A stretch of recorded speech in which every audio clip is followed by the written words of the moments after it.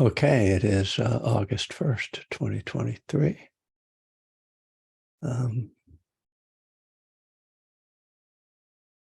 I can report to those of you who would be interested that my dear friend and teacher, Wes Nisker, passed away yesterday. Some of you are familiar with him. A remarkable person and personality who made his first mark on Bay Area radio back in the late 60s and 70s, creating the alternate news, the real news, the non-fake news, and sort of became a Bay Area fixture and was actually like admitted into the Bay Area Hall of Fame, I think, in 2016 anyway. But he was really important for me. He was the first person to invite me to teach back in 1996 in his sitting group. And he also is the person who introduced me to my first literary agent who published my first book. So, I mean, that's just, business, but, his friendship was more valuable than all of that. And for about 20 years ago, he started bringing his songs to me and asking me to make instrumental tracks that he could sing his songs to. So he has songs like the Buddha Blues, which is Wes was a humorist. He was really funny and very clever, and also a wonderful Dharma teacher. His sort of deepest Dharma book was re-released recently as Being Nature. And it's actually an exploration of the Four Noble Truths, the Four Foundations of Mindfulness, through a evolutionary biological lens. And it was, something he did back in the 90s. So he was kind of ahead of the curve on that. And it's a brilliant book. But he's also known for his book, some Crazy Wisdom. And so really worth checking out. Actually, I'll put his website. There's a website that has a bunch of videos of him performing. It's interesting that he was a Dharma teacher and a performer. He used to do the nature retreat at Spirit Rock up on the hillside behind the center, so that everybody would sit outside. In any case, he is really missed. But I got to be with some of the close members of his family and circle yesterday at his hospice after he passed. And we chanted the Anicca Sankara, all compound things are impermanent. So, definitely colors the day for me, and certainly somebody worth honoring. He's going to be written up certainly in the Bay Area in the Chronicle. So on that, cheerful note, but reflections on impermanence are always good. Let's begin to sit, and I'll give some instruction, and then let you have some quiet time as well.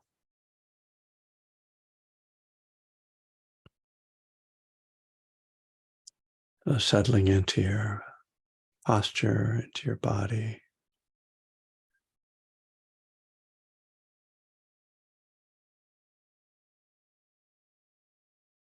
Feeling the alignment of the body.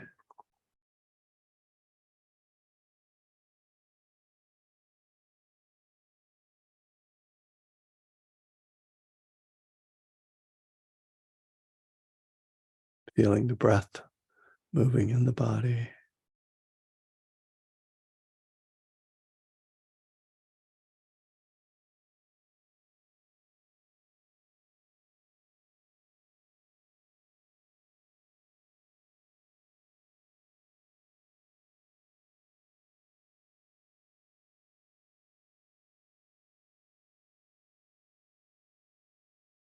relaxing and softening any areas of tension,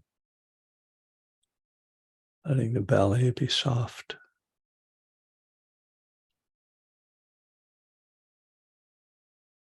Sense of releasing, openness, and letting go.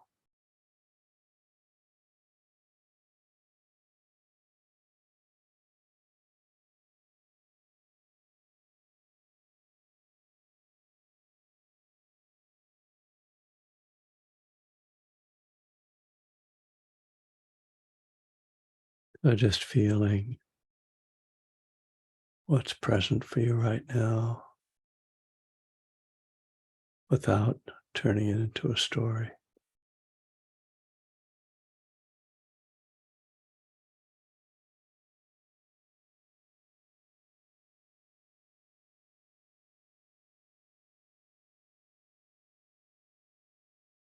And letting the breath become the focal point.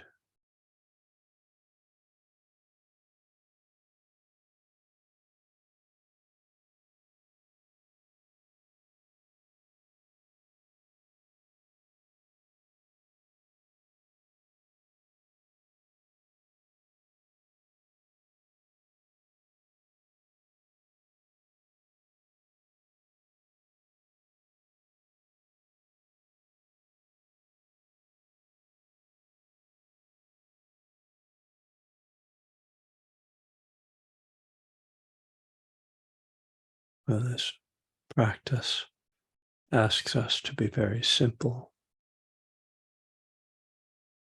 so we quickly discover how complicated we are.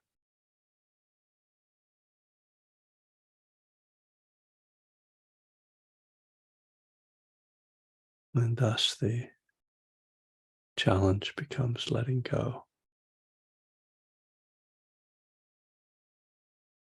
Letting go of complications and returning to simplicity. The simplicity of life lived through the breath.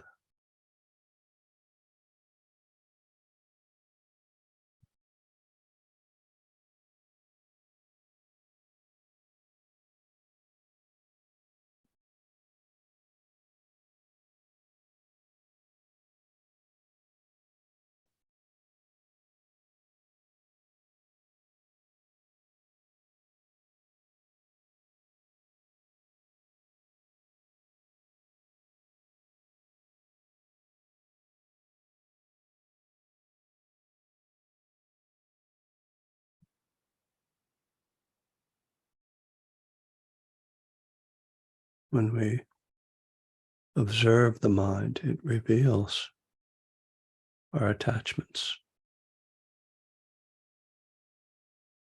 We see the things that capture our attention, trigger our fears, resentments, judgments, our dreams, our regrets.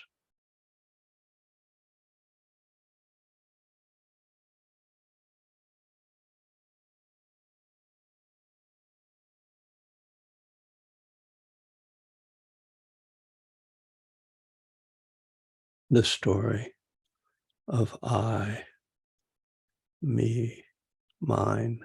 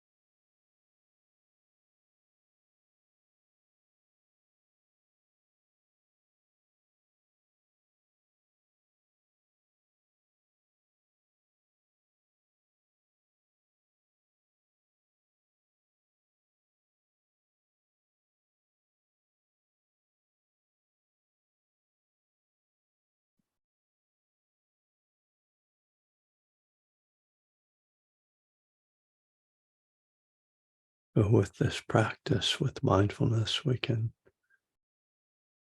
tune into the subtler realm of just the felt experience. What do all these thoughts and emotions feel like on the primal level in the body as energetic movements, untethered from the story, letting go of meaning.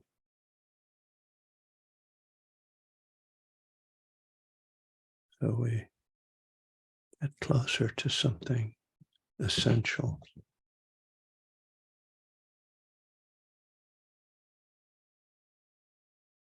something more like life.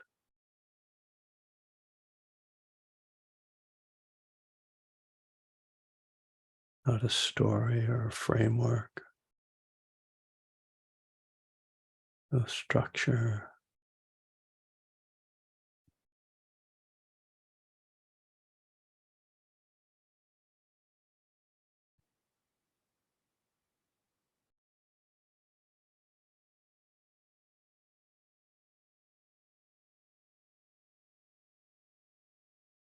Just life as an energy force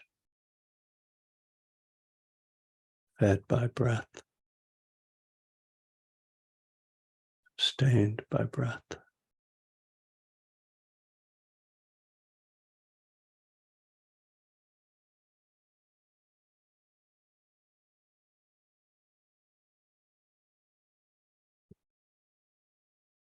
When breath ends, so too does life.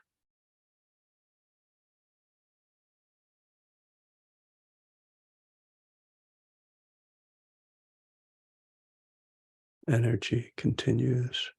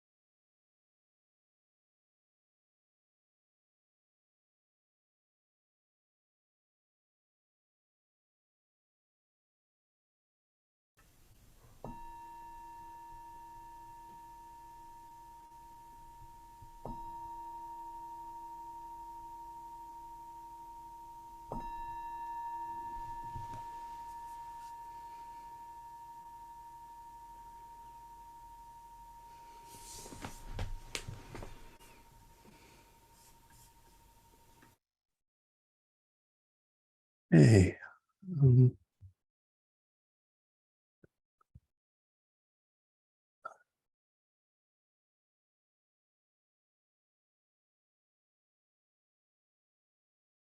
I kind of started picking up working through my workbook, Buddhism, the 12 Steps Workbook, recently, and came to this place on page 47, which is FAQs, frequently asked questions. So I thought I'd go through some of these today, because I do think they are the types of things that come up when people encounter certain Buddhist teachings. So, question: it seems like you're saying I shouldn't have any opinions on things. Is mindfulness just becoming passive and not caring about anything? Answer: with mindfulness, we're not trying to stop having opinions. That's probably not possible anyway. We just want to become more aware where our opinions are coming from. They are thoughts in the mind. They may have some logical basis, or they might just be conditioned responses. Mindfulness helps us to see that our opinions aren't necessarily true, and it also helps us to see how, when we are judgmental or closed-minded, we are limiting ourselves and often creating suffering for ourselves and maybe others too. So, yeah, I'll say a couple things about this. I mean, this idea with mindfulness, the kind of the first principle of mindfulness is that we observe what is happening, and that we try to do that from an unbiased viewpoint. And that then helps us to see bias, right? To sort of go, well, why do I believe this? Where is this opinion coming from?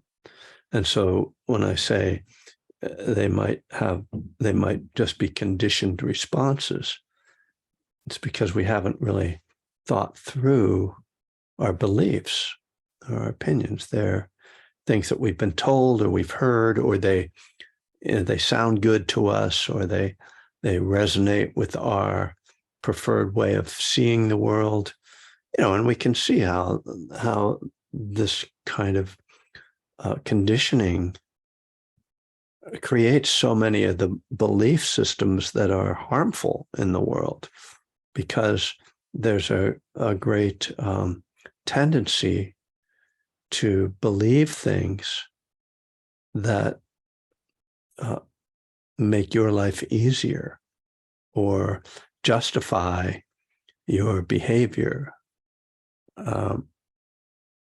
So if you just have the opinion that, well, poor people are lazy, then you don't have to take responsibility for the fact that you're exploiting people. If you're a CEO, for instance, that could be, that sort of thing. We start to try to take apart what we believe, and really ask how much truth there is in it. Also, as I point out, when we start to tune into judgment, we start to see how the contraction that happens in the heart around beliefs and around judgments, and the defensiveness and everything that really creates a form of dukkha, of suffering for us. All right, next one. Question: I'm an impatient person. You say I'll get more patience if I sit still, but how am I supposed to sit still if I'm impatient? Answer: it is a kind of catch-22. One way to handle this is to start slowly. Just do 5 minutes of meditation to start with, or even 1 minute. Each time you meditate, try to stretch a little more. okay, I made it to 5 minutes. Let's see if I can do 6 or 7 next time. You might find that once you get started, it's not as hard as you think. You know, the word patience is sort of associated with frustration and waiting for something to happen. And that's not quite what it means in Buddhism. In fact, it's not what it means at all. It's not about waiting for something to happen or frustration. So it's more not expecting anything to happen, but just trying to see what is happening now. So, in a way, the capacity to sit for long periods of time is really just like any kind of training. It's like going to the gym. You start out with a few reps and then you build up, right?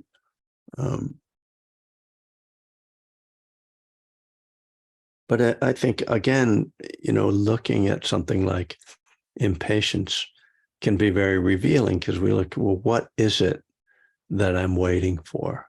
And what is it that I don't like about this present moment that I want to be different, that I'm waiting for it to change, or that and again, this is very revealing about our underlying tendency to want things to be different from the way they are. And in Buddhism, it's really about learning to sit with things just as they are and not trying to change them. And how does that work, and how does that change us? So it's large, there's a big component here of acceptance. Okay. Question. It seems like mindfulness is all about being passive.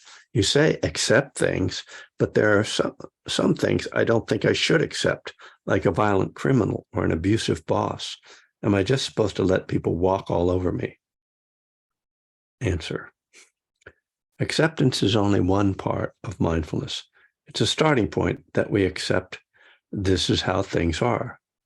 But then we can decide whether we need to do something to change things.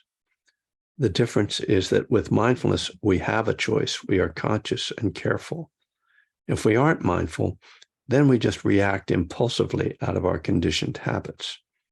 That's just running on automatic pilot, acting unconsciously from our base instincts.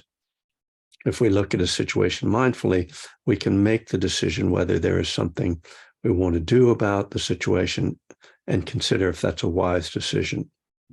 Mindfulness is helping us to be more conscious and wise. It's like saying you're powerless. When we say we're powerless over alcohol, it doesn't mean we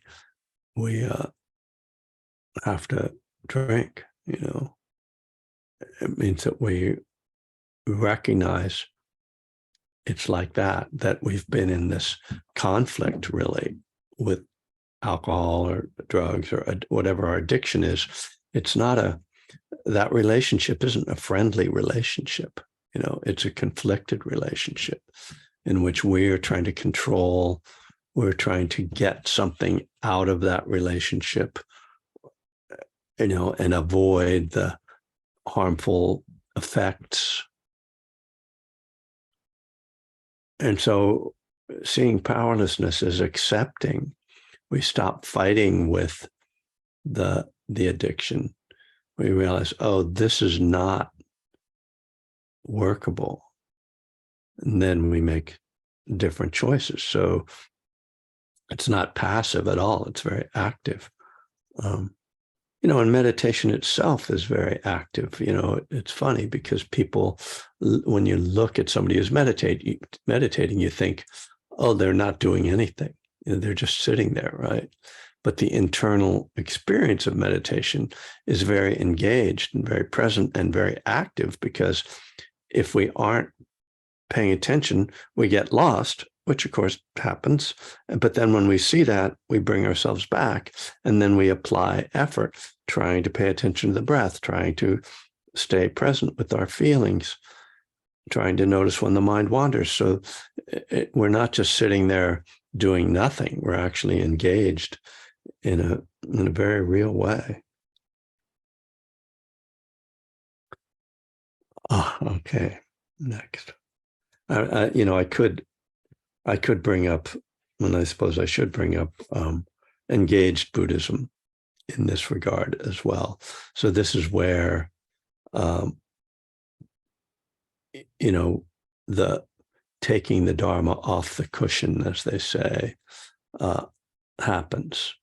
And here the idea of passivity really gets challenged. And this is really one of the reasons why engaged Buddhism arose, because certain Buddhist practitioners who had backgrounds in activism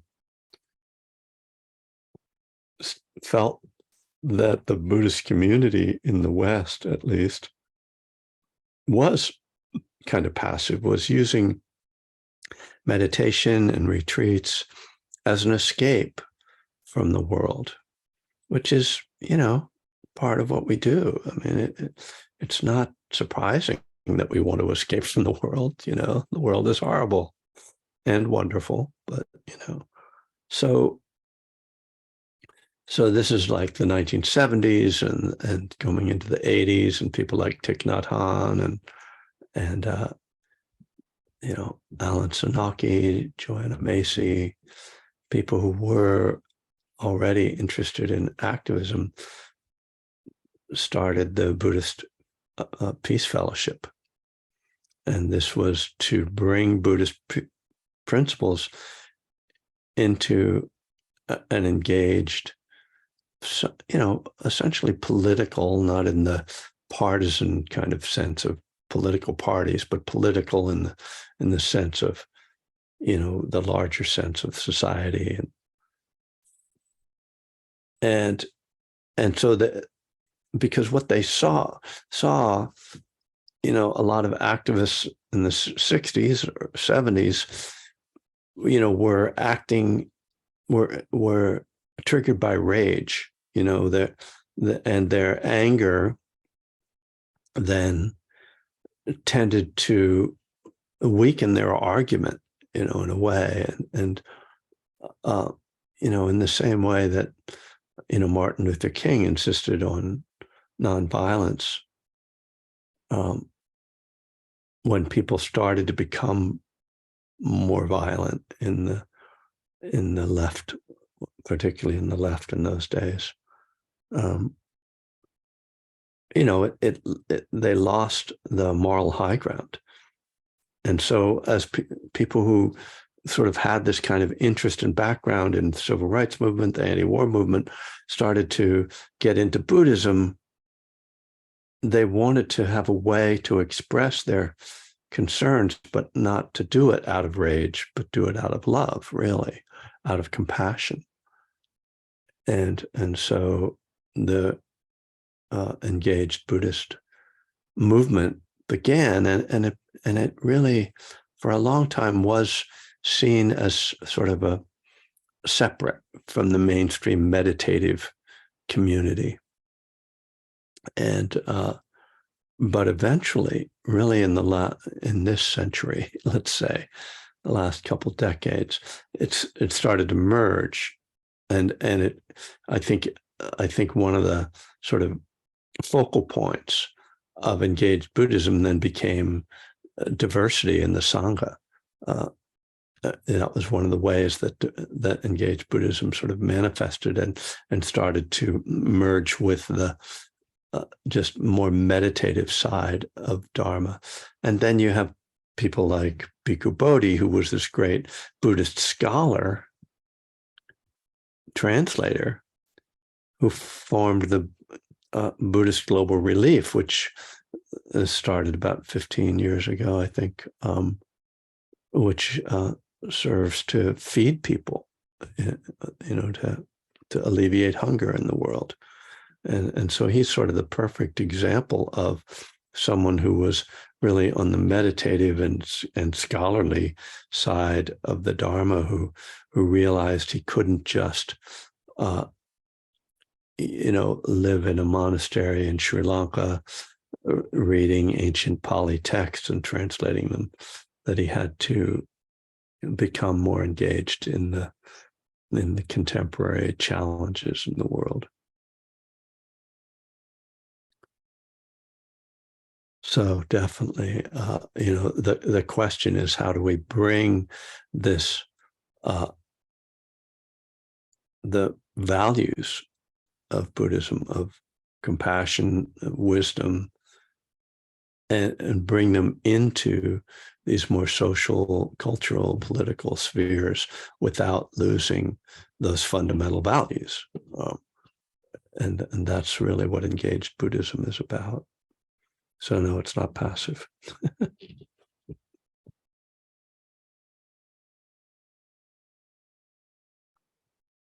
Okay. I don't know if this is interesting to people. I'm in a funny mood, not funny, ha mood. I'm in a funny, sad mood.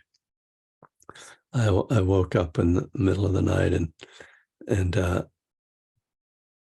got out my phone and watched the second half of the U.S. women's national team in their match against Portugal, and that didn't make me any happier than I already was. So, I was looking for a little adrenaline, a little like, yeah, USA, No, we didn't get any of that anyway. But it's good to see women's soccer getting a lot more parity than it once had. I mean, this is like, okay, this is not exactly related to what I'm talking about, but it relates to what I'm talking about in the sense that, let's say the women's movement or feminism, are becoming more worldwide phenomena through sports. I think that's really interesting, that it's another form of engagement, right? Of political engagement that's not Buddhist, but in countries, I mean, it's just interesting for women to kind of gain more power and influence and sort of recognition of their value through sports, because it's like, oh wow, they're really good at this game, and I thought only men could play that like that. I've actually always much preferred watching women's soccer to men's, but all right, that was a side note. How we doing? Let's see, got a little time left. I'll go into the next question.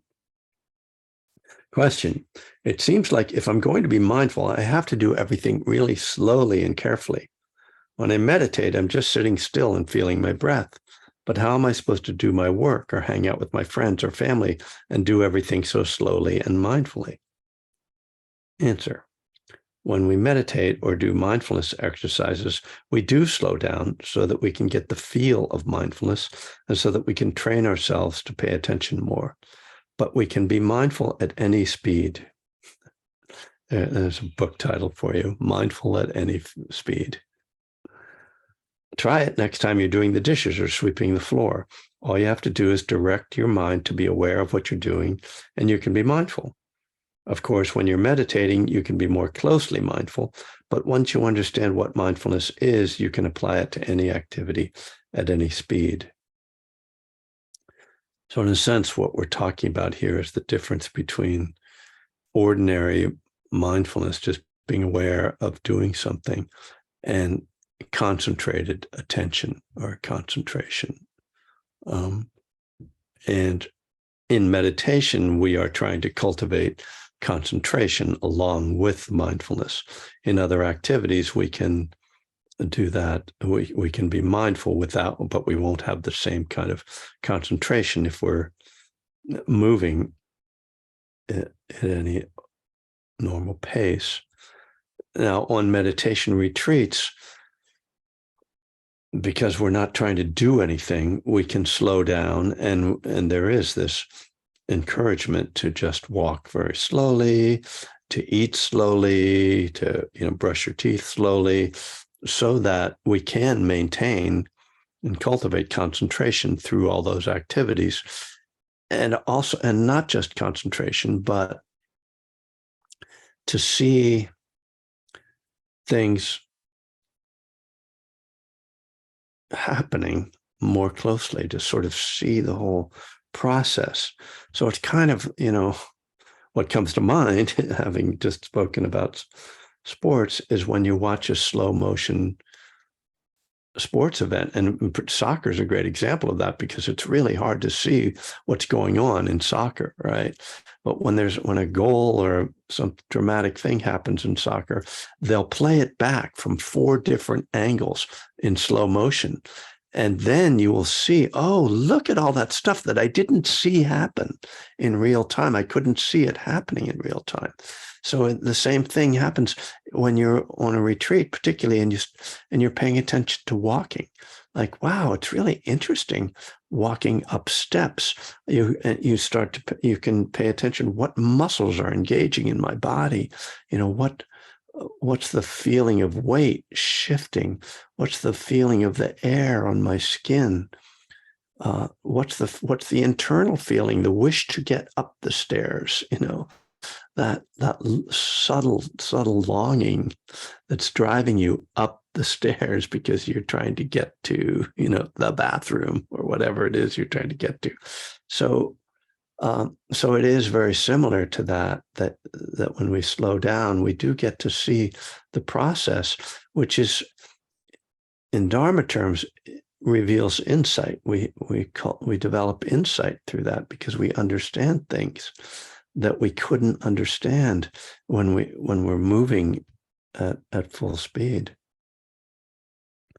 So it's not one or the other, move slowly, move quickly. It's that we, when we can move slowly, we slow down a bit. When we are in, more ordinary activity, we just go at pace, but see if you can keep your mind engaged in the present moment. All right. Well, I got a couple more, so I guess I can. Yeah, I got 2 more. Might as well do them. Excuse me. If my thoughts aren't me or mine, what is? Isn't that what I am? My thoughts? This is a classic philosophical question. Mindfulness doesn't tell us what to believe. It only gives us tools for exploring these questions.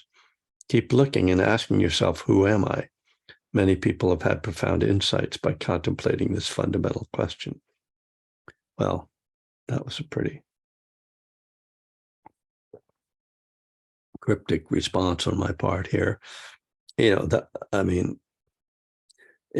this is, I've been giving a talk recently on the sutta on non-self, and where the Buddha,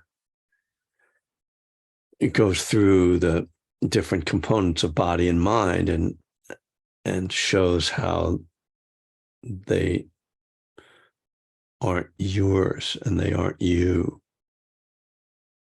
So what he would say about thoughts is, if thoughts were you, if you were your thoughts, or if they belonged to you, you would be able to control them. You would be able to say, I'm going to think this, but I'm not going to think that. My mind is going to behave like this, and it's not going to behave like that. I want to be concentrated. I'm going to concentrate.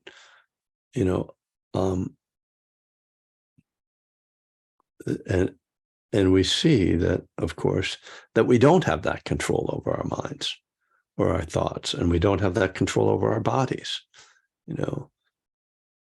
Again, the Buddha says, if your body belonged to you, you'd be able to say, let my body be like this. Let me look like this. Let me feel like this. Let me have these muscles. And of course, we don't have any of that.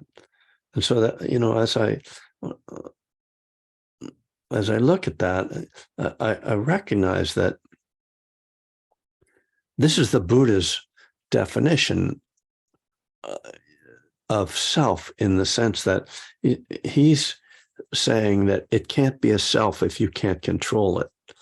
And I think you could argue that point, but that's his framework. That's his premise, that if something belongs to you, you can control it. If it is you, then you will have control over it.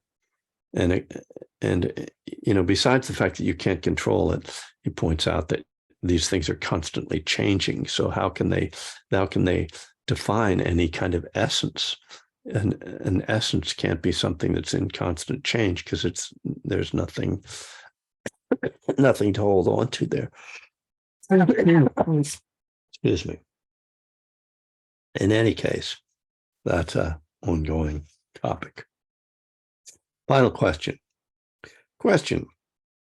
If I'm supposed to let go of everything, won't I wind up homeless and with no family?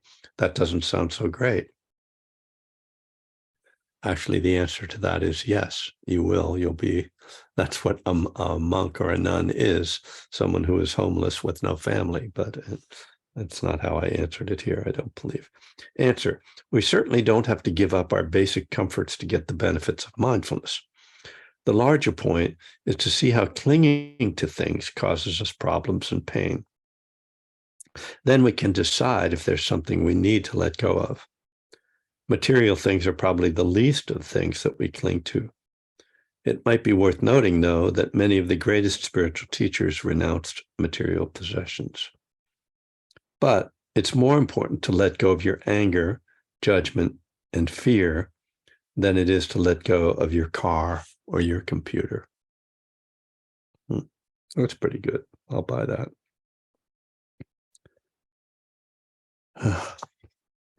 So there you go. FAQs. So we have some time left if anyone wants to chime in with a question or a comment.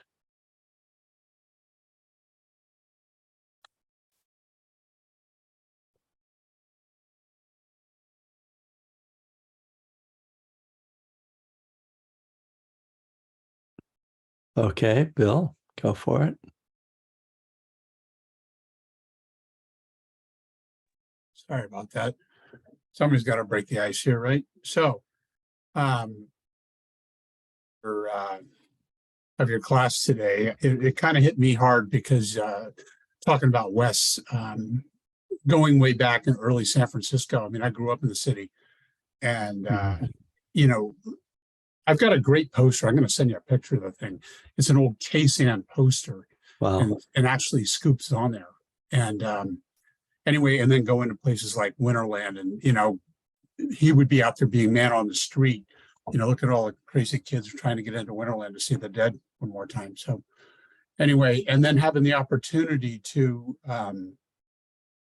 be involved with his birthday party at Spirit Rock was just a complete one of the highlights of my this whole year for me. And I think during your meditation, you talk about the mind wandering a little bit, but it just seemed to be going back to looking at places where I've been, where he has been, and just understanding how big of an influence that kind of a person has on your life. Not knowing 8 years ago when I started going down this path that he was actually a Dharma teacher at Spirit Rock, until I started going there. I go, wait, that's Scoop. Wait, what's going on here? So anyway, so my heart goes out to you, because I know you guys are both, really good friends and everything. So just wanted to bring that up. And thanks for going over all these questions and answers too. I've read this several times, and I still question myself, but that's okay. Thanks, Bill. I appreciate you bringing it back to Wes, to Scoop. So it's interesting, because I've known him for over 30 years. No, just about 30 years, actually. And when I hang out with when I hung out at some of the events, like even including yesterday, I felt like one of the new friends.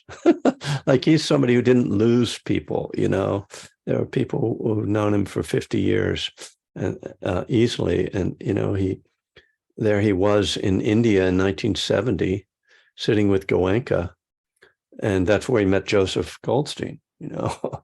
And he's one of the few people who I think Joseph Goldstein and Jack Kornfield would both say were one of their best friends, you know, and those guys don't share that. I mean, they knew a lot of the same people, but I don't think they felt like an intimacy with the same people. Like their personalities really diverged. Anyway, that's sort of neither here nor there. But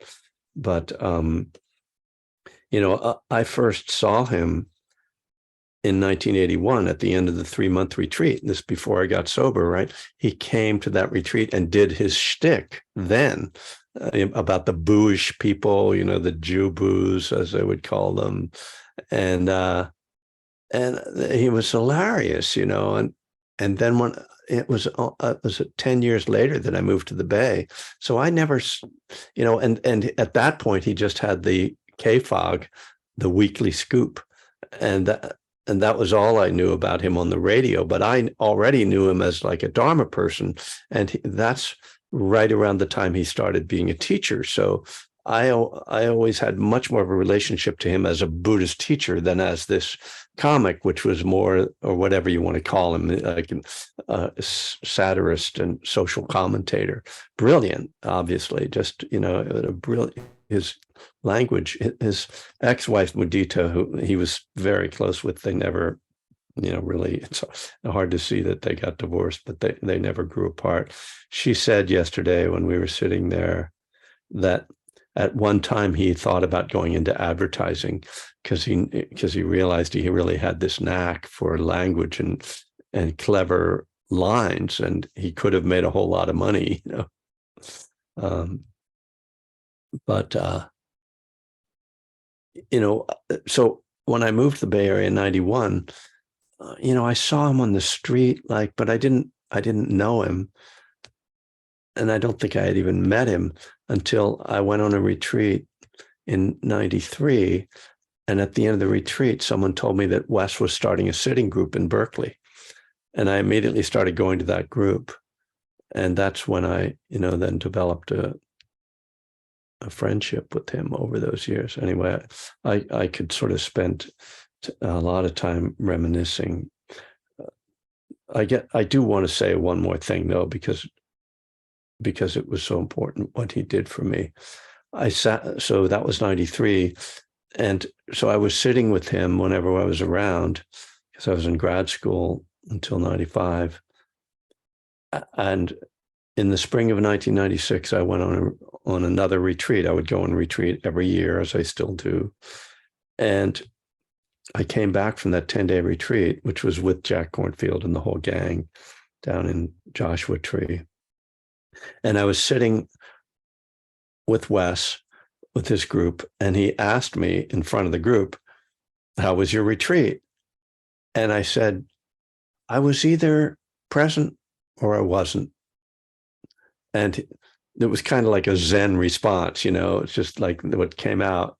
And he was like, "Oh, that was very good." And that was when he invited me then to teach after that, because I know that he saw like, oh, this he's ripening. You know, he could see that I was ripening as a Dharma practitioner and that I was ready to step up and take a teaching role, you know, that then developed, because the following year, then I was invited into the community Dharma leader training. So just, you know, to be seen, right?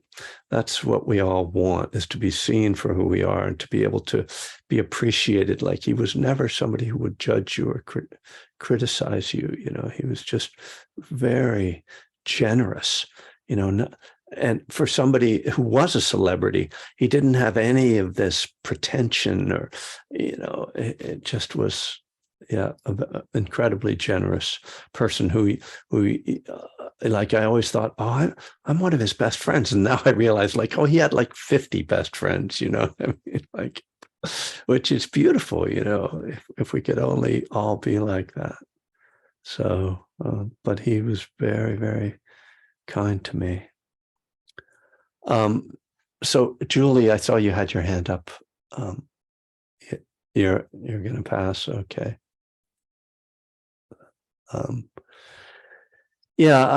Thanks, Bill, for letting me go back to that. It is obviously I'm very moved today, and I don't. You guys know, like I'm a moody person. Let's just put it like that. And grieving. I mean, I'm grieving, but I in a way I don't feel like I have too much of a right to grieve, which is a ridiculous thing to say. But of course I do. I do have a right. I'm just, I don't really know what to do with it. It's not the sort of thing I'm going to start sobbing about. And I've known he was dying for a while. It's not a surprise or a shock. But